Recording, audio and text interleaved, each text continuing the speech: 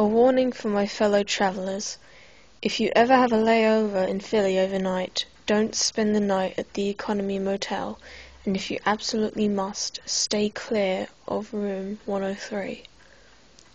I was heading south to visit some family members for a few weeks, and unfortunately the only flight available included a 7-hour layover in Philadelphia. Not wanting to spend those hours huddled outside the airport, I rented the cheapest motel I could find, and took the shuttle over at about 11 p.m. The place was just about the shadiest looking motel I've ever seen, but it was a bed, right?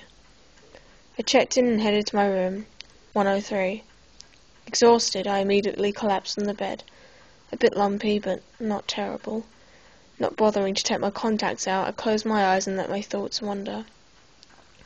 I was yanked back to reality as a loud grumbling from my stomach. Right, the airline hadn't fed us. Annoyed, I dug around in my bag for one of those microwavable soup cups, which I tossed in the room's microwave.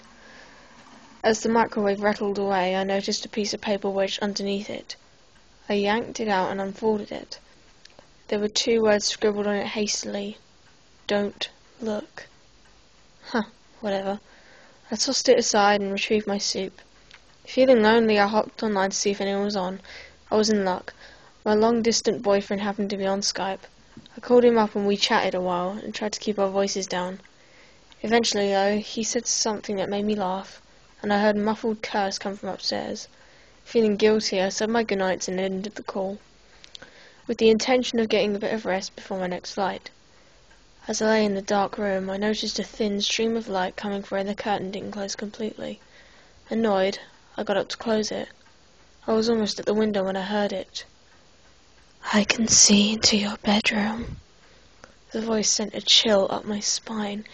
It was very quiet and high-pitched, like a child's. It was soft.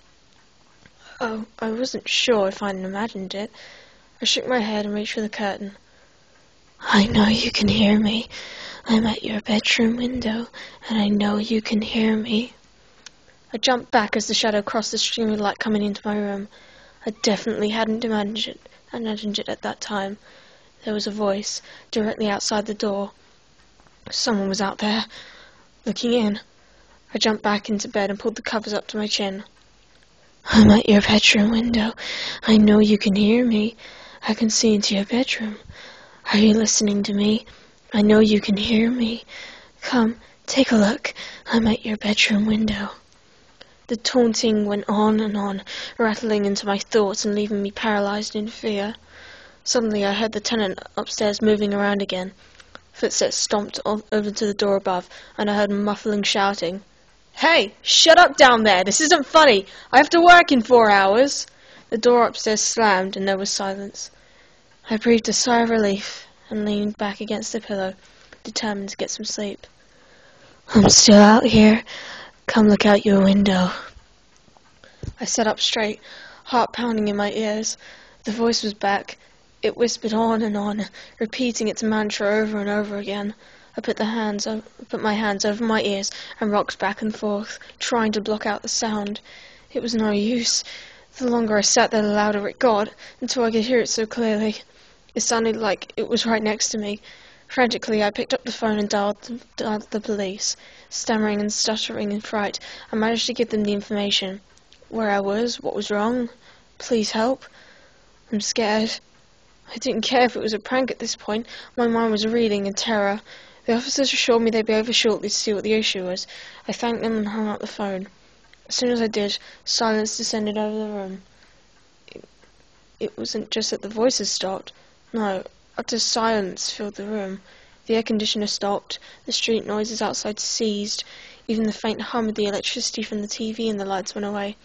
It pressed on my ears with a tangible heaviness that sent shivers through me. Next to me, my phone rang. The caller ID told me that it was the police station, calling me back. Cautiously, I picked it up and answered.